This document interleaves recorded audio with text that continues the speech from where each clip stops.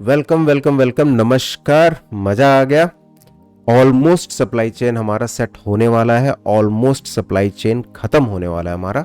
हमारे पास अभी क्या क्या है? मेन्यू तो था ही हमारे पास, राइट फ्रॉम द बिगिनिंग है मेन्यू हमारे पास किचन के सारे इक्विपमेंट की लिस्ट है, किचन में जितने यूटेंसिल्स लगेंगे उनकी लिस्ट है, हमारे पास क्रॉकरीज क्या क्या लगेंगी उनकी लिस्ट बन गई, हमारे पास रॉ मटेरियल की लिस्ट बननी बाकी है। जो मेन्यू से देख करके, मेन्यू में जो आइटम्स लिखे हुए थे ना, मेन्यू में जो रेसिपी की बात की थी मैंने, जब मेन्यू की बात कर रहा था तो उसमें रेसिपी थी, रेसिपी में वो रॉ मटेरियल्स भी थे, वहां से मेरे रॉ मटेरियल आ गए। और पिछले वीडियो में जो हमने डिसाइड किया था क्रॉकरीज के साथ साथ मेरे पास आ गई पैकेजिंग मटेरियल की लिस्ट। अभी इसमें जो किचन इक्विपमेंट है, जो यूटेंसिल है और जो क्रॉकरी है, ये तो वन टाइम परचेज है, ये मेरी अलग लिस्ट बन गई।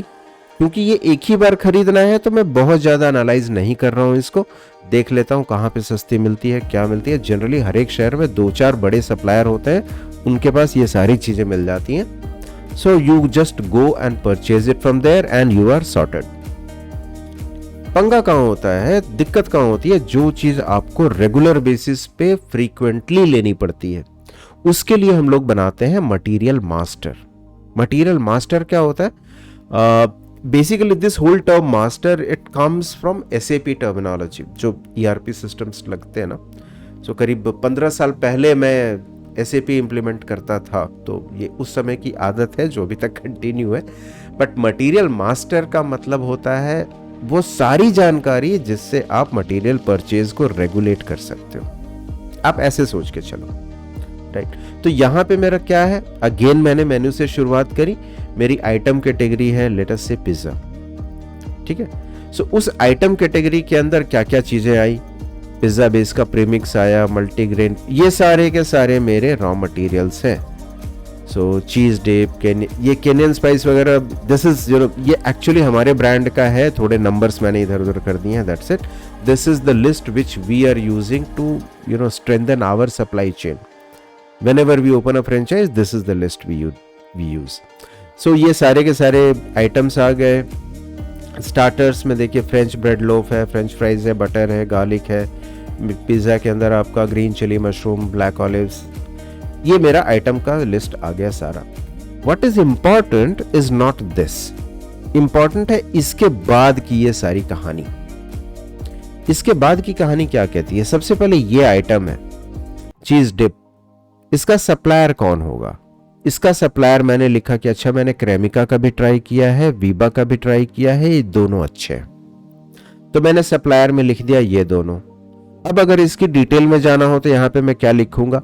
Cremica Rakesh ji, phone number this, वीबा परितोष भाई, फोन नंबर दिस, ऐसे लिखूंगा। कौन है आपका कॉन्टैक्ट वाला बंदा? या तो उसका डीलर होगा या कंपनी का सेल्स वाला कोई होगा, इन्हीं दोनों में से कोई होगा। आप उसका नाम और नंबर दोनों लिख लीजिए एक जगह पे, आपका रेडी रेकॉनर बन गया। ये कितने का पैकेट आता है? 1 किलो का पैकेट आता है। 1 किलो के पैकेट का क्या रेट है? 160 रुपए रेट है। शेल्फ लाइफ कितनी है? 6 महीने की है। मेरा मंथली कंजम्पशन अप्रोक्सीमेट कितना होगा? 2 से 3 पैकेट होगा। अब यहां पे आता है जजमेंट। ये जो लास्ट के 2 कॉलम है ना, purchase quantity and purchase frequency, ये हम लोग भरते हैं लास्ट में। क्यों लास्ट में भरते हैं? उसके पीछे एक कारण है। सबसे पहले तो मैंने ये लिस्ट कंप्लीट कर दी, कौन सा रॉ मटेरियल, कौन सा सप्लायर, यूनिट क्या है, रेट क्या है, शेल्फ लाइफ कितनी है, मंथली कंजम्पशन कितना है। मंथली कंजम्पशन कितना है, शेल्फ लाइफ कितनी है और रेट क्या है, इससे मैं डिसाइड करता हूं मेरी परचेज फ्रीक्वेंसी। जिस आइटम की शेल्फ लाइफ 3 महीने है, मैं उसको या तो हर एक वीक खरीद रहा हूं या हर एक महीने खरीद रहा हूं। 3 महीने शेल्फ लाइफ है, कोई दिक्कत नहीं है, वीक में एक बार भी खरीद सकता हूं, महीने में एक बार भी खरीद सकता हूं। वीक में खरीदूंगा या महीने में खरीदूंगा, ये कैसे मालूम पड़ेगा? ये मालूम पड़ेगा इन्वेस्टमेंट से। इन्वेस्टमेंट की भी तो बात आएगी। मैं जितना भी खरीदूंगा उतने पैसे मेरे वहां पे ब्लॉक होने वाले हैं, मुझे तो पैसों का रोटेशन भी देखना है।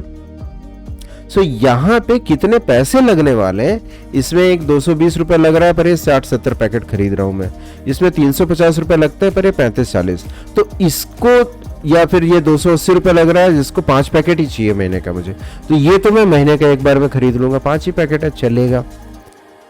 ये 60-70 पैकेट है और 220 रुपए का एक पैकेट है, तो मैं एवरी 7 डेज खरीदूंगा, 20-20 पैकेट करके मैं हर एक वीक ऑर्डर दूंगा इसका, तो मेरा जो कैश आउटफ्लो है वो थोड़ा बैलेंस हो जाएगा। अभी यही काम मैं सबके साथ करूंगा। अभी देखिए क्रेमिका वाले से मुझे ये 3 आइटम चाहिए, ये 3 आइटम 2-3 पैकेट मुझे लगेगा पूरे महीने में, तो मैं महीने में एक बार ही ऑर्डर दूं ना इसको। नीचे और देख लेता हूं क्रेमिका वाला और कुछ है क्या।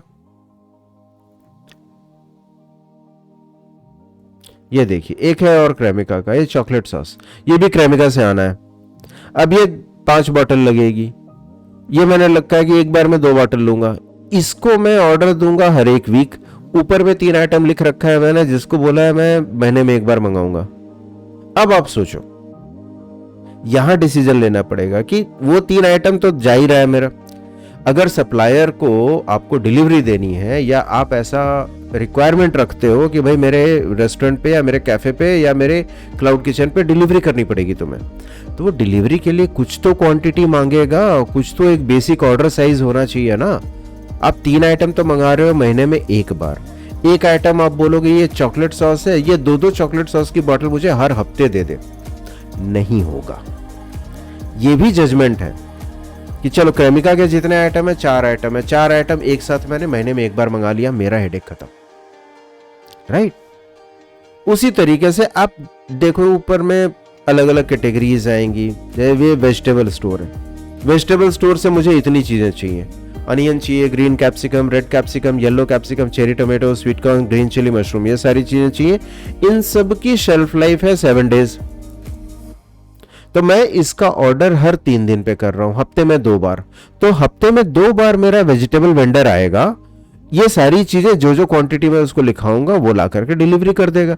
ये मैं एक जगह पे ग्रुप किया तो डिलीवरी भी आसान है उसके लिए, मेरे लिए भी मेरा परचेज सिंक्रोनाइज्ड है, मेरा परचेज और कंजम्पशन दोनों साइकिल मैच किया हुआ है। 95% इट विल बी ओके, 5% तो ठीक है, थोड़ी इमरजेंसी कभी भी आ सकती है, बड़ा ग्रुप आ गया, बड़ा ऑर्डर आ गया, अचानक से सारे रेड कैप्सिकम आपके खराब हो गए, बेल पेपर्स है ही नहीं आपके पास, तो ये अलग सिनारियो है। But it can not happen on a routine basis. If you follow this approach, 95% of the time your purchase is hassle free, your purchase is most economic, your purchase is of best quality. कोई भी चीज जब आप last minute पे purchase करते हो तो 3 चीजों का लॉस होता है। You don't get the best rate, आपको प्राइस सबसे अच्छा नहीं मिलता, आपको क्वालिटी सबसे अच्छी नहीं मिलती, you don't get the best quality, you don't get the best delivery। Best delivery मतलब आप खुद ही भाग रहे होते हो, बाइक लेके, गाड़ी लेके आप खुद ही भागोगे कि चल जाता हूं, लेकर के आता हूं, आपका 1 घंटा बिगड़ा, घंटा भर बिगड़ा आपका। ऐसे अगर रूटीन में होता तो वो डिलीवरी करके चला जाता, आपका एक फोन कॉल लगना था बस। सो जहां तक हो सके इमरजेंसी परचेज से बचिए। इमरजेंसी परचेज से बचने का ये सबसे बेस्ट तरीका है, पूरी लिस्ट बनाइए, मटेरियल मास्टर बनाइए और उसमें ये लास्ट के 2 दिन ये लास्ट के जो 2 कॉलम है वो इस तरीके से आप डिसाइड कीजिए कि आपका परचेज हैसल फ्री बन जाए। मजा आया?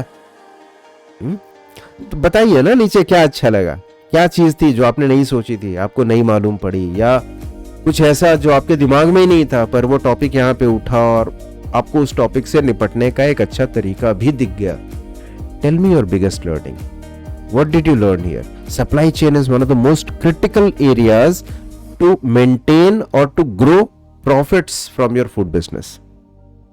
आप बताइए क्या अच्छा लगा।